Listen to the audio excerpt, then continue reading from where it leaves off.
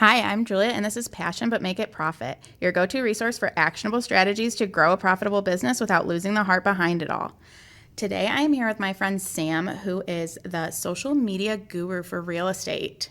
Passion, but make it profit. Simple strategy, real growth. Hi, Sam. Hi. I am excited to talk to Sam today. She has done a really good job of standing out in a dense market. So I was really excited to invite you on the show so we can kind of talk about it, because I know that there are a lot of other people who are in maybe a dense market, but standing out can be kind of hard. So you want to just introduce yourself? Yeah, thanks for having me. Absolutely. My name is Sam Steele, and I guess I'm a real estate agent, but I do a bunch of other things, kind of along the lines of real estate, and then also just helping other people on social media too with the pop-ups and... Yeah. Oh, we didn't even mention we had Kristen on the last episode about the content pop-ups you guys run. Mm-hmm. So Sam and two other people, Kristen McShane and Jenny Young in our community, they run these really cool things called the Content Pop-Up Collaborative. Mm-hmm. Do you want to just touch on that really quick? Sorry, this part was totally unplanned, but I love these. They're one of my favorite things to do. Yeah. We just basically host an hour and a half of content pop-up creating. So we do a mini lesson, and then we create with small business owners / entrepreneurs, solopreneurs, and that sort of thing. And each month is a different location at a local small business. So then we can showcase that business as well. Very cool. Yeah, they're one of my favorite things. So that was a little bit of a tangent right off the bat, but we'll go back to Sam and her story. So I actually met Sam through Instagram, kind of. She was a customer at my store, and I had been kind of seeing her pop up on social media a lot and interacting with people, and she walked in, and her handle was the Top Knot Realtor, but she's going to be rebranding soon, so stay tuned. And she walked in, I'm like, hey, are you the Top Knot Realtor? And then we became friends ever since. Yes. But what I find so impressive about Sam, which is why I really wanted to have her on the show, is I feel like the real estate industry is really dense. I feel like everybody knows a realtor, everybody's brother's a realtor, but actually my brother is a realtor. But it's like everybody knows someone who is in real estate. Yes. So I think that you really took a way of promoting yourself that was different to really help you stand out. So you want to just talk about that, especially how you utilized social media? Mm-hmm. Yeah. Well, when I started, everyone was preaching cold calling and things like that, and I am not a cold caller. I didn't even want to sell. And I didn't have a lot of time, especially quiet time, because I had babies at the time. So they were always in the background. I was going to be calling random people. So I just took to social media because it was free, and I didn't have to talk to strangers and pick up a phone. Yeah, no, I'm with you. So it was right around the time, I think I started right before Instagram put out Reels. Okay. And so Reels, basically, once they came out, I just hit the ground running with them. And it was popular at the time to do the lip syncing. So I didn't have to talk. Yeah, you could just lip sync. Yeah, just lip sync and make it funny so that people would actually watch and then hopefully read the caption of whatever I'm talking about. So that's how I started, and I guess people liked it. Yeah.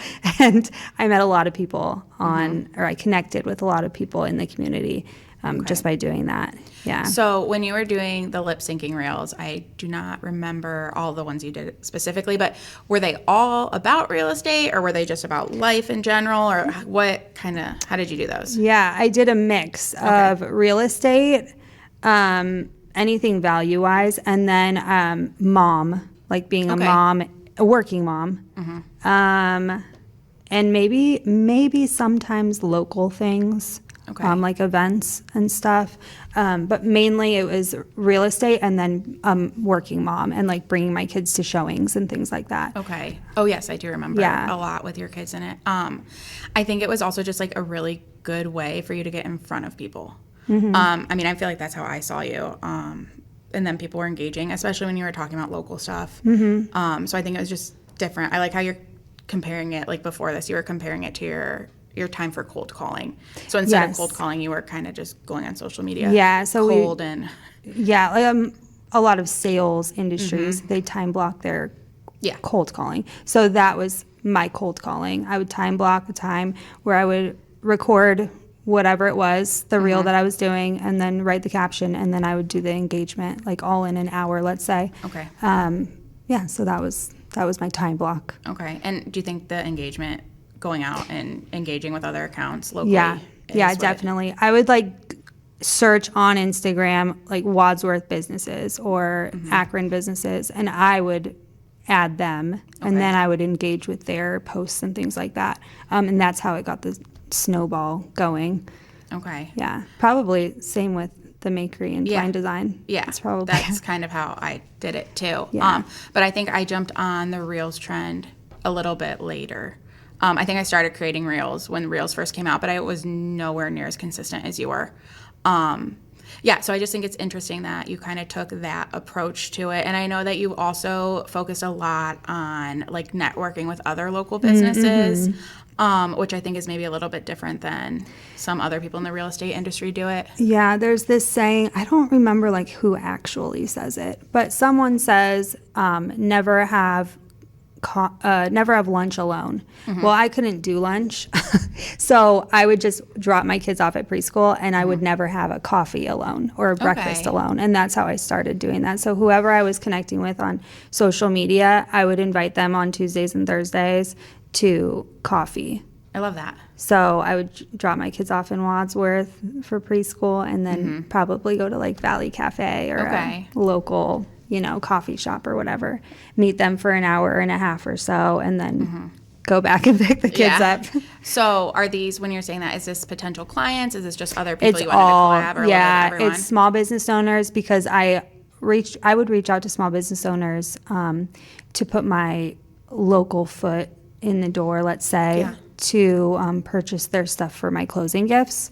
I love that. So that's how I got into like the small business people. So it would be small business owners or makers, lenders, title company reps, other real estate agents, and then clients, sometimes like a girls breakfast. Okay. Yeah. So all kinds of people. And I know that you have bought stuff from me personally for your closing gifts, so I love that. And I think that that's something that really does stick with people, because you're going to spend that money anyways for a closing gift. So the fact that you're putting it locally, I do think stands out to people and makes a difference. And now you help people in the real estate industry connect with their clients, or potential clients, I should say, connect with their audience through social media. So can you talk about that a little bit? Yeah, they just see me doing it, and then they ask me questions like, how do you come up with content or whatever? And then that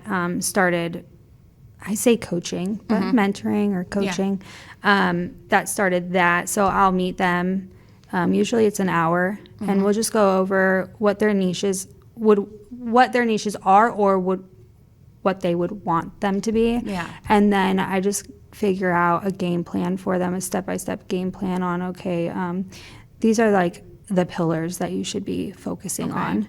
And then give them strategies on how to figure out how to get inspiration, and then give them ideas on stories. So everyday things that they're doing in real estate. Oh, this is a great story. You just went and showed a home. Just take a really quick snap of the bathroom or something and say that you're on a showing. Just showing that you are actually working and out in the community and things like that. So I try and consistency is the hardest part. So I try and come up with a game plan for them to be consistent while also sticking to their pillars and niches. Okay. Yeah, I love that. I do think consistency can be really hard. I even struggle with it. Yeah, me too. But no doubt in my mind, that's how you did so well in the beginning, was because you were so consistent with the reels. I think that it's also hard for people if you don't have that like natural mindset about, oh, I should be taking a picture of this for a story. I should be doing this. And I mean, I even forget sometimes. Like I almost forgot to take a picture for a story here today. And I think just having that person to be kind of like, hey, you just show what you're doing, and just giving those ideas help. And I know that you do a lot with, just because I've been following you for so long, you do a lot with making sure the stuff that you're putting out is quality, like your teasers, the photos you take for listings and for social media, but I'm talking a little bit more about social media. I guess just talk about how you make it a point to take good quality pictures. Well, the actual listing photos are from a photographer who I absolutely adore and love. But the teaser photos, I do take myself, and I know what I like on, let's say, Instagram or Pinterest, really. And so I try and take Pinterest photos. Yeah. And that's how I like focus my perspective on my teaser photos. So I stage the home, which definitely helps with selling a home, because people walk in and like they can imagine themselves in that space. And then I just think of, okay, if I was on Pinterest scrolling, what would catch my eye? And it's usually the aesthetics and stuff. And I can't post the listing before it's live, especially after a contract's been written, you know. So that's just my perspective on like when I'm taking the photo. Okay, what would I stop the scroll on Pinterest? Even though I'm posting on an Instagram, it's more of like a Pinteresty shot, if you will. So that's it's really taking, if I get what you're saying correctly, it's taking what you do to stage a home and really make it look good, but then transferring that to social media without giving away too much. And for those of you just listening, I'll kind of give you a visual. When she has a listing and she gives a sneak peek, she always has she has all of her home staged really beautifully, but then she'll like take kind of an off center, and I'll post a picture, I'll share one of your photos, but an kind of off center where like the main focus of the photo is a piece of home decor, but then you can kind of see a little bit of the home in the background. So I'll tell you what, I am not in the market for a house. I am very happy with my home, but you bet I'm coming back for that sneak peek every time. That makes me feel good. Thank you. It is. She just does a good job of taking those Pinterest pictures and making them come to life. And you I think it's also it's practice for sure. Yes. Like definitely if you were to scroll down or up, whichever way, on Instagram and go to like my first things, it's not what it looks like now. So definitely practice. And I love that it is a little bit different. Obviously no shade to anyone who does this, but a lot of times I'll see like, oh, coming soon with just like a picture that looks like maybe like the real estate sign with just over like the main listing photo. Which I used to do too. Yeah, which I used to do I see that a lot, but that's what's setting you apart is that the pictures you're taking do look like Pinterest, and they're just a little bit different than I'm seeing from a lot of other real estate people. Yeah. I just am like, okay, when I'm on Instagram and I see a coming soon, like just a coming soon, you know, sign or whatever. Hit the microphone. I don't stop scroll. Like I just am keep going. You know? I'm with you because, like I said, I'm not looking for a home, so it doesn't pull me in. But your stuff always does pull me in. And you did market reports for a while, didn't you? Yeah. I think that's when I really got hooked. Oh my gosh, this is a flashback. Yes, I did. I was hooked on them. But that's back to like kind of what you're talking about like giving value. Yeah, that's when the market. Was that like 2020 maybe? I think when the market was really crazy. You would get on and give like little updates about what's going on, I was looking for a home then, which was insanely helpful. I think that one thing people who are listening can really take from this about setting themselves apart is the way that you cater to people who, like me, who maybe aren't looking for a house, but keeping yourself top of mind. But then you also give so much valuable information to people who are looking for a home. I have personally learned a lot about real estate from you. Oh, good. That's the goal. I think that that's really what is setting you apart is teaching people about what you do. Yeah. And it's not about like trying to sell you or like get you Yeah. to buy with me or sell with me. It's just about the building the relationship. Because even if you, like, let's say you used your brother who was a real estate agent, but then you knew me and you watched my stuff or whatever, like you might be able to refer, which you have, refer me to someone else, you know? So it's not about like trying to get you to buy or sell with me. It's about just building that relationship. And so the more value, the better. Yeah, Even and though it's free. Yeah, you know? I think a lot of it is playing on your personality too, which can really translate through any industry. But I think that real estate is a very personable transaction. I have another client who is a photographer, another very personal type thing, and I have a hairstylist. It's portraying your personality and what you like across your social media platforms and across your marketing in general, because maybe you do have the same experience as another person, but your personality clicks better with someone. Right. And that just makes the whole process easier for everyone. It makes the buyer feel like they're trusting you more, or the seller, whoever you're working with. So your client feel like they trust you. And it just makes the process smoother for everybody. Yeah. Yeah. Even for me. It's smoother. Yeah, so I think that is a really good way to stand out and maybe it's not even so much as standing out as connecting with the people you need to be connecting with versus trying to talk to everyone. Yeah. And you, so you also do some with like real estate investing and house flipping. Do you want to talk about that a little bit? Yeah. It's nice to kind of diversify your income streams. Yeah. I mean, even if you were a 9-to-5, it's good to diversify that too. I think they say like most millionaires have like 5 to 7 Yeah, income side hustles and streams. things, yeah. I don't know. Don't quote you on that. perfectly, but I've seen it a lot. Yes. Yes. It was like totally a God thing. I stumbled into real estate too, and then I stumbled into investing as well. One of my really good friends, they're best friends. It's a couple, a husband and wife. He was getting into flipping. Okay. And so he was using me as his agent, and this was like very early on. And I somehow, there's a huge story, but I somehow have this large amount of money that I can either give back to the bank or make it grow. Yeah. And at the same exact time, he was like, hey, I'm going to buy one of these. Do you want one? Another house? Sorry. He had 3 houses. He was going to buy one of them. And he was like, do you want one? Yeah. And I was like, yeah. I somehow have this money at the same exact time. It was like within a 2-day span. So yes, I didn't even look at it. I didn't walk it. I didn't even drive by it. I was like, yes, I'm going to buy it. So I love that. Thank God it went really well and It wasn't a bad house. It was a great first flip. But that's how I got into flipping. So it wasn't necessarily planned and strategized, but that's how I got into it. And then it kind of snowballed into, I did one and then I bought another right after and then another right after. And because I was posting about doing my own flips, I started attracting investors. And so now I have my own investor clients who specifically only buy either rentals or flips. I don't think I knew that. Yeah. So now I'm investing myself and also have investor clients and then also have, my regular buyers and sellers.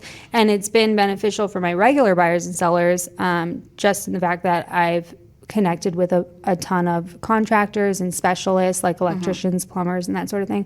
So then whenever they're purchasing or selling or even just during home ownership, they can reach out and say, hey, do you know someone? And I usually have a connection to someone. I love that. It's been beneficial all around. Yeah, that's awesome. And I talk about this a lot, and I say it always. I actually said it in the last podcast we just recorded. This is a hill I will die on. You absolutely need to know your target audience. So how do you help? Can we talk a little bit about how you help the other real estate agents you work with kind of know who to talk to? Let's see. I usually ask them a couple questions. A lot of times it's their circle of people that they hang out with. Okay, let's say you're mid-30s and you're married and you have a family. You probably know a bunch of mid 30 people who already have their first home but maybe need to get a larger home because their family's expanding or something. So your target audience would probably be the people who are going to buy their the second home, or buying concurrently, selling and buying at the same time. Okay. So I would just be asking those types of questions. So let's say they're a younger agent who can hustle and they don't have kids.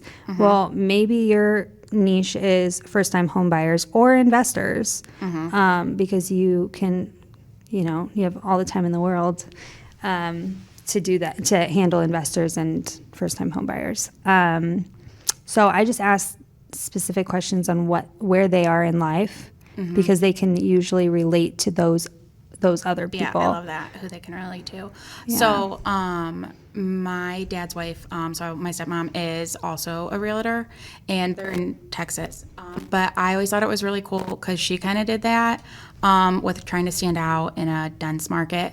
She kind of acted as a mentor towards first-time home buyers while they weren't really her age range. She just really acted as a mentor, like, hey, this is the area, these are the kind of the cool places to hang out, and really just acted as almost like a motherly figure to like walk them through their first home. So I find that like interesting, the way you're talking about. Definitely just like people you relate to, but she knew she could relate well to those people. So it's just kind of finding who, if I'm understanding what you're saying, is finding the people you relate to. Yeah. And just talking to them. Yeah. Which I love. Yeah. So usually I just ask simple questions like that, figuring out who they can relate to.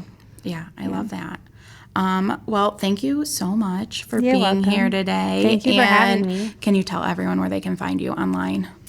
Well, my handle might be changing, but as of right now, go follow her now so Yeah. you can Yes. see the rebrand. Yeah. So right now on Instagram, it's at the top knot period realtor, or just search Samantha Steele and it'll come up. And then on Facebook, it's also Samantha Steele.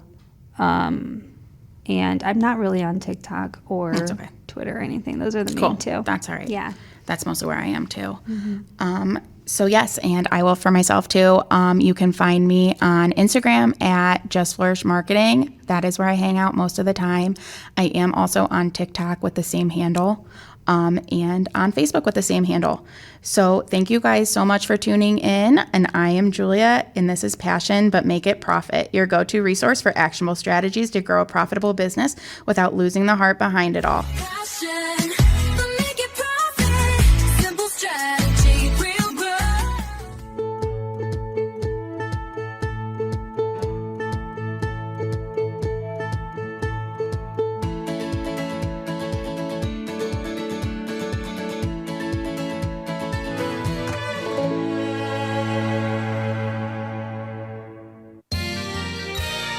You are watching WCTV, Wadsworth Community Television.